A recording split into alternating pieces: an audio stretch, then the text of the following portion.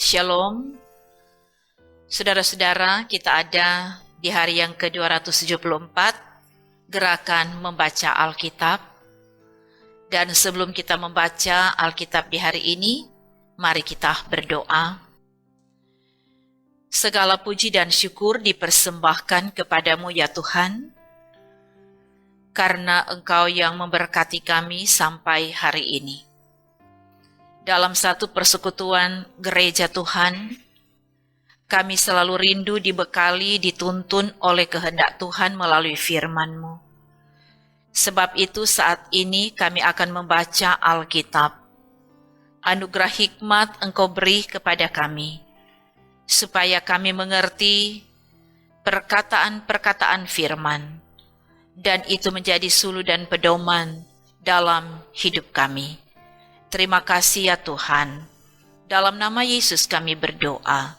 Amin.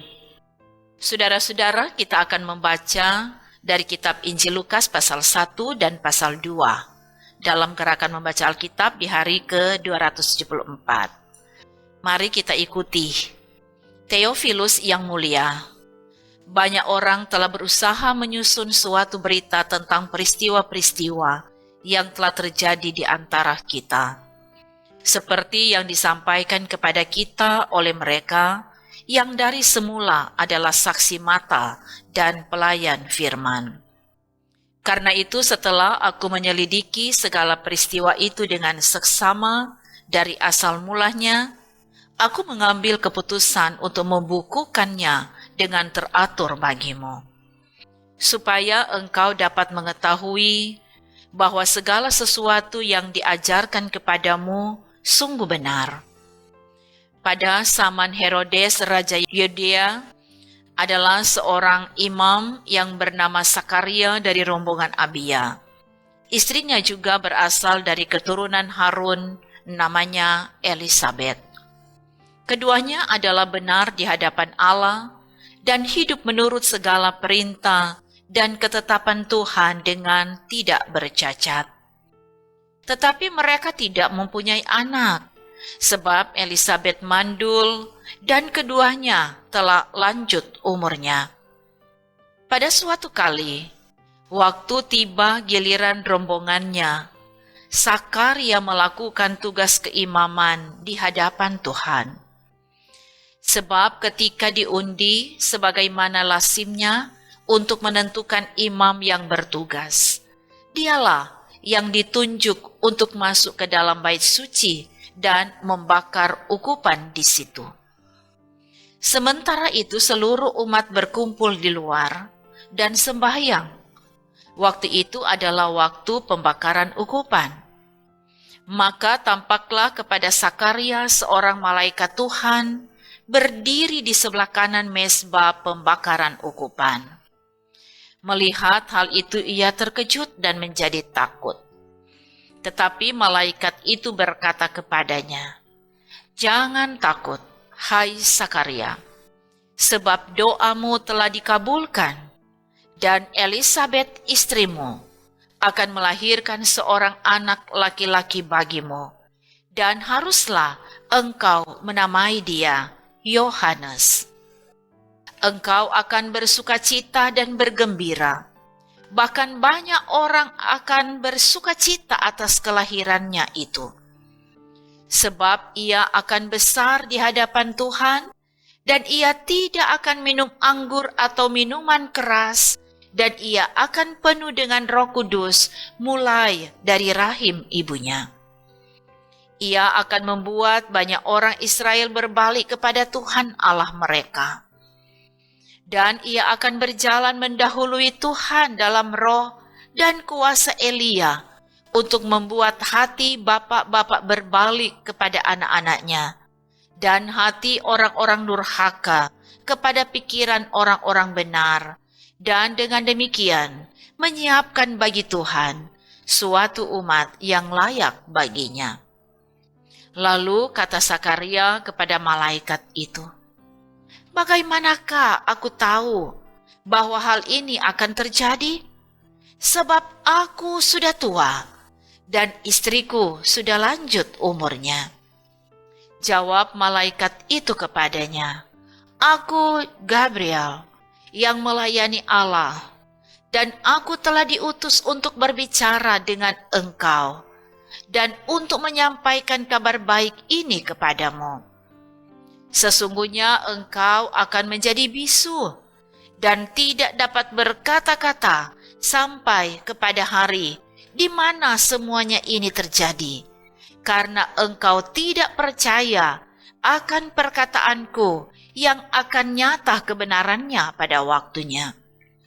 Sementara itu orang banyak menanti-nantikan Sakaria. Mereka menjadi heran bahwa ia begitu lama berada dalam bait suci. Ketika ia keluar, ia tidak dapat berkata-kata kepada mereka, dan mengertilah mereka bahwa ia telah melihat sesuatu penglihatan di dalam bait suci. Lalu ia memberi isyarat kepada mereka, sebab ia tetap bisu. Ketika selesai jangka waktu tugas jabatannya, ia pulang ke rumah. Beberapa lama kemudian Elisabet istrinya mengandung, dan selama 5 bulan ia tidak menampakkan diri, katanya. "Inilah suatu perbuatan Tuhan bagiku, dan sekarang ia berkenan menghapuskan aibku di depan orang." Dalam bulan yang ke-6, Allah menyuruh malaikat Gabriel pergi ke sebuah kota di Galilea bernama Nazaret, kepada seorang perawan yang bertunangan dengan seorang bernama Yusuf dari keluarga Daud. Nama perawan itu Maria.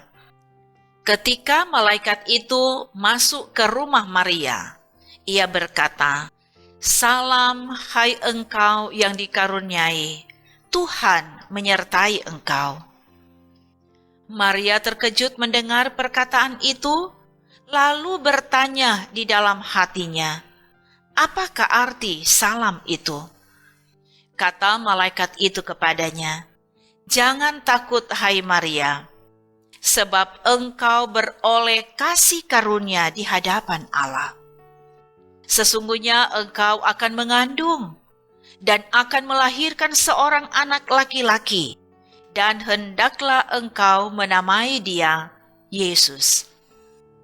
Ia akan menjadi besar dan akan disebut Anak Allah yang Maha Tinggi. Dan Tuhan Allah akan mengaruniakan kepadanya takhta Daud, bapa leluhurnya. Dan ia akan menjadi raja atas kaum keturunan Yakub sampai selama-lamanya, dan kerajaannya tidak akan berkesudahan." Kata Maria kepada malaikat itu, "Bagaimana hal itu mungkin terjadi? Karena aku belum bersuami." Jawab malaikat itu kepadanya, "Roh Kudus akan turun atasmu, dan kuasa Allah yang Maha Tinggi akan menaungi engkau. Sebab itu anak yang akan kau lahirkan itu akan disebut Kudus, Anak Allah. Dan sesungguhnya Elisabet sanakmu itu, ia pun sedang mengandung seorang anak laki-laki pada hari tuanya. Dan inilah bulan yang ke-6 bagi dia, yang disebut mandul itu. Sebab bagi Allah tidak ada yang mustahil." Kata Maria, "Sesungguhnya aku ini adalah hamba Tuhan. Jadilah padaku menurut perkataanmu itu." Lalu malaikat itu meninggalkan dia. Beberapa waktu kemudian, berangkatlah Maria dan langsung berjalan ke pegunungan menuju sebuah kota di Yehuda. Di situ ia masuk ke rumah Sakaria dan memberi salam kepada Elisabet. Dan ketika Elisabet mendengar salam Maria, melonjaklah anak yang di dalam rahimnya, dan Elisabet pun penuh dengan Roh Kudus. Lalu berseru dengan suara nyaring, "Diberkatilah engkau di antara semua perempuan, dan diberkatilah buah rahimmu. Siapakah aku ini, sampai ibu Tuhanku datang mengunjungi aku? Sebab sesungguhnya ketika salammu sampai kepada telingaku, anak yang di dalam rahimku melonjak kegirangan. Dan berbahayalah ia yang telah percaya, sebab apa yang dikatakan kepadanya dari Tuhan akan terlaksana. Lalu kata Maria, jiwaku memuliakan Tuhan, dan hatiku bergembira karena Allah Juru Selamatku, sebab ia telah memperhatikan kerendahan hamba-Nya. Sesungguhnya, mulai dari sekarang, segala keturunan akan menyebut aku berbahagia. Karena Yang Maha Kuasa telah melakukan perbuatan-perbuatan besar kepadaku, dan namanya adalah kudus. Dan rahmat-Nya turun-temurun atas orang yang takut akan Dia. Ia memperlihatkan kuasa-Nya dengan perbuatan tangan-Nya, dan mencerai-beraikan orang-orang yang congkak hatinya. Ia menurunkan orang-orang yang berkuasa dari takhta-Nya, dan meninggikan orang-orang yang rendah. Ia melimpahkan segala yang baik kepada orang yang lapar, dan menyuruh orang yang kaya pergi dengan tangan hampa. Ia menolong Israel hamba-Nya, karena ia mengingat rahmat-Nya, seperti yang dijanjikannya kepada nenek moyang kita, kepada Abraham dan keturunannya untuk selama-lamanya. Dan Maria tinggal kira-kira 3 bulan lamanya bersama dengan Elisabet, lalu pulang kembali ke rumahnya. Kemudian genaplah bulannya bagi Elisabet untuk bersalin, dan ia pun melahirkan seorang anak laki-laki. Ketika tetangga-tetangganya serta sanak saudaranya mendengar bahwa Tuhan telah menunjukkan rahmat-Nya yang begitu besar kepadanya, bersukacitalah mereka bersama-sama dengan dia. Maka datanglah mereka pada hari yang ke-8 untuk menyunatkan anak itu, dan mereka hendak menamai dia Sakaria menurut nama bapaknya. Tetapi ibunya berkata, jangan, ia harus dinamai Yohanes. Kata mereka kepadanya, tidak ada di antara sanak saudaramu yang bernama demikian. Lalu mereka memberi isyarat kepada bapaknya untuk bertanya nama apa yang hendak diberikannya kepada anaknya itu. Ia meminta batu tulis, lalu menuliskan kata-kata ini, namanya adalah Yohanes. Dan mereka pun heran semuanya. Dan seketika itu juga terbukalah mulutnya dan terlepaslah lidahnya, lalu ia berkata-kata dan memuji Allah. Maka ketakutanlah semua orang yang tinggal di sekitarnya, dan segala peristiwa itu menjadi buah tutur di seluruh pegunungan Yudea. Dan semua orang yang mendengarnya merenungkannya dan berkata, menjadi apakah anak ini nanti? Sebab tangan Tuhan menyertai dia. Dan Sakaria ayahnya penuh dengan Roh Kudus lalu bernubuat katanya, terpujilah Tuhan Allah Israel, sebab ia melawat umat-Nya dan membawa kelepasan baginya.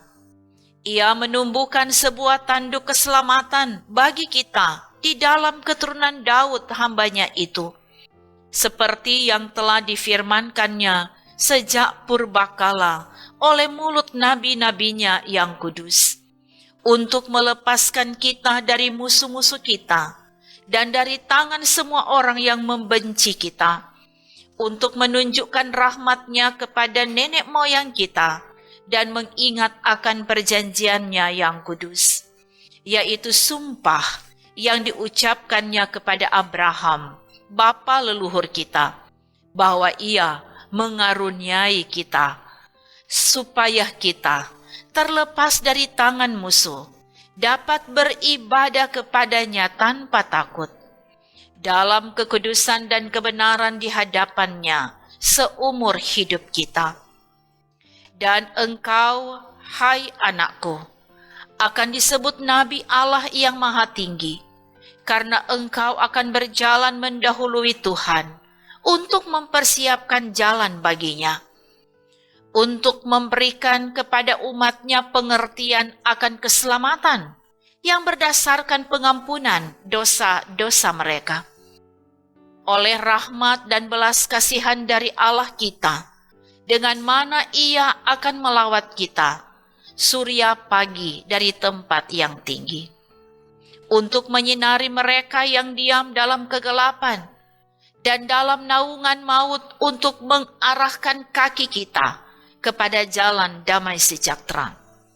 Adapun anak itu bertambah besar dan makin kuat rohnya, dan ia tinggal di padang gurun sampai kepada hari ia harus menampakkan diri kepada Israel. Pada waktu itu Kaisar Agustus mengeluarkan suatu perintah, menyuruh mendaftarkan semua orang di seluruh dunia. Inilah pendaftaran yang pertama kali diadakan sewaktu Kirenius menjadi wali negeri di Syria. Maka pergilah semua orang mendaftarkan diri masing-masing di kotanya sendiri. Demikian juga Yusuf pergi dari kota Nazaret di Galilea ke Yudea, ke kota Daud yang bernama Betlehem, karena ia berasal dari keluarga dan keturunan Daud, supaya didaftarkan bersama-sama dengan Maria tunangannya yang sedang mengandung. Ketika mereka di situ, tibalah waktunya bagi Maria untuk bersalin. Dan ia melahirkan seorang anak laki-laki, anaknya yang sulung. Lalu dibungkusnya dengan lampin dan dibaringkannya di dalam palungan, karena tidak ada tempat bagi mereka di rumah penginapan. Di daerah itu ada gembala-gembala yang tinggal di padang menjaga kawanan ternak mereka pada waktu malam. Tiba-tiba berdirilah seorang malaikat Tuhan di dekat mereka, dan kemuliaan Tuhan bersinar meliputi mereka, dan mereka sangat ketakutan. Lalu kata malaikat itu kepada mereka, "Jangan takut, sebab sesungguhnya aku memberitakan kepadamu kesukaan besar untuk seluruh bangsa. Hari ini telah lahir bagimu Juru Selamat, yaitu Kristus Tuhan di kota Daud. Dan inilah tandanya bagimu, kamu akan menjumpai seorang bayi dibungkus dengan lampin dan terbaring di dalam palungan." Dan tiba-tiba tampaklah bersama-sama dengan malaikat itu sejumlah besar bala tentara sorga yang memuji Allah, katanya, "Kemuliaan bagi Allah di tempat yang maha tinggi, dan damai sejahtera di bumi di antara manusia yang berkenan kepadanya." Setelah malaikat-malaikat itu meninggalkan mereka dan kembali ke sorga, gembala-gembala itu berkata seorang kepada yang lain, "Marilah kita pergi ke Betlehem untuk melihat apa yang terjadi di sana, seperti yang diberitahukan Tuhan kepada kita." Lalu mereka cepat-cepat berangkat dan menjumpai Maria dan Yusuf dan bayi itu yang sedang berbaring di dalam palungan. Dan ketika mereka melihatnya, mereka memberitahukan apa yang telah dikatakan kepada mereka tentang anak itu. Dan semua orang yang mendengarnya heran tentang apa yang dikatakan gembala-gembala itu kepada mereka. Tetapi Maria menyimpan segala perkara itu di dalam hatinya dan merenungkannya. Maka kembalilah gembala-gembala itu sambil memuji dan memuliakan Allah, karena segala sesuatu yang mereka dengar dan mereka lihat, semuanya sesuai dengan apa yang telah dikatakan kepada mereka. Dan ketika genap 8 hari dan ia harus disunatkan, ia diberi nama Yesus, yaitu nama yang disebut oleh malaikat sebelum ia dikandung ibunya. Dan ketika genap waktu pentahiran, menurut hukum Taurat Musa, mereka membawa dia ke Yerusalem untuk menyerahkannya kepada Tuhan.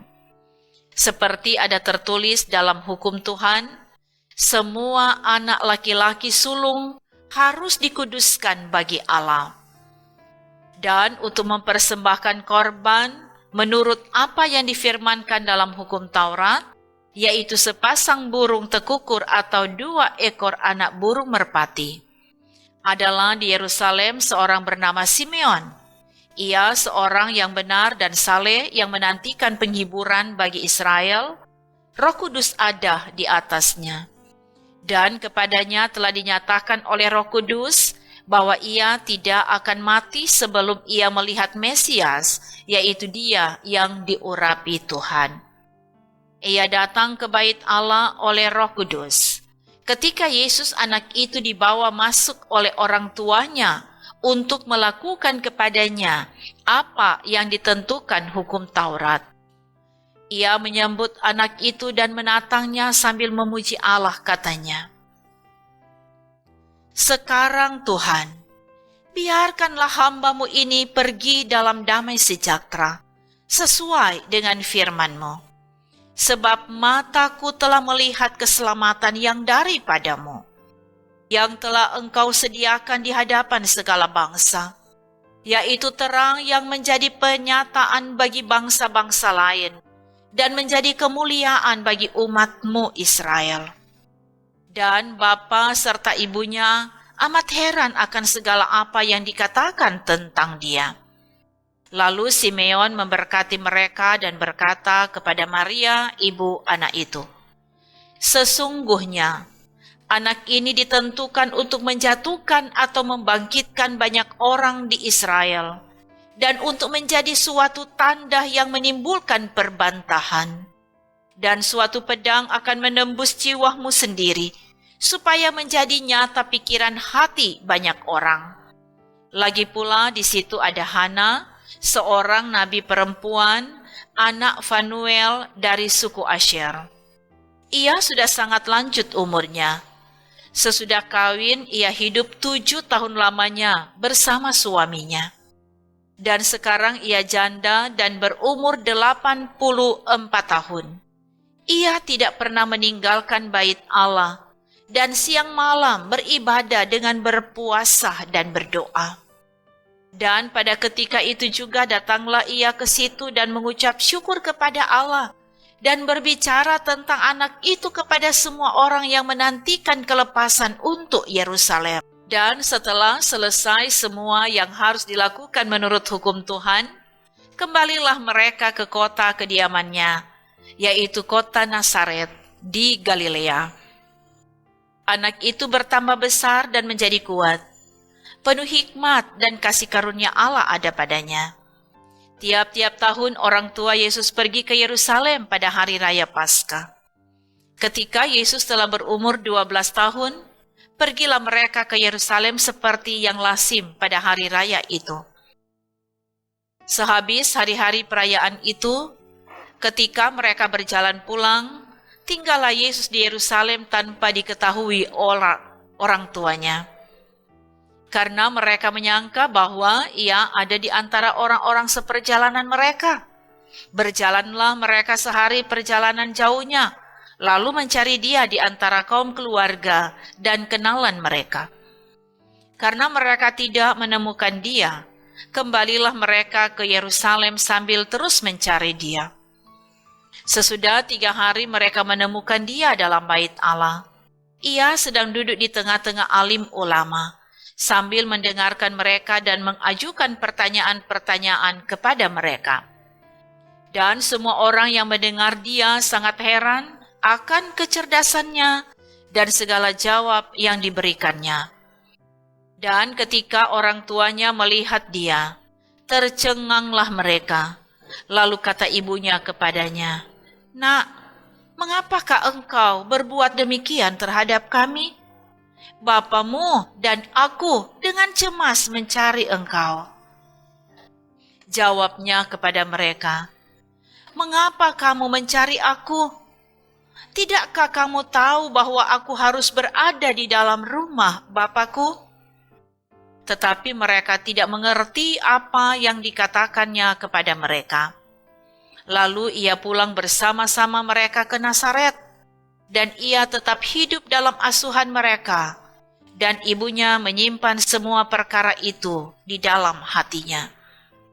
Dan Yesus makin bertambah besar, dan bertambah hikmatnya, dan besarnya, dan makin dikasihi oleh Allah dan manusia. Demikian pembacaan Alkitab di hari yang ke-274. Mari kita berdoa. Ya Tuhan Allah, kami sungguh bersyukur dan berterima kasih. Engkau telah memberkati kami dengan firman-Mu di hari ini. Kiranya kami mengerti memahami maksud dan kehendak firman Tuhan bagi kami dan hidup kami. Kami percaya akan senantiasa ada dalam pimpinan penyertaan dan pemberkatan Tuhan. Dan diberkati semua yang mengikuti pembacaan Alkitab di hari ini. Dalam segala harapan mereka, Tuhanlah yang menjawab. Dalam segala upaya kerja mereka, Tuhanlah yang buat berhasil.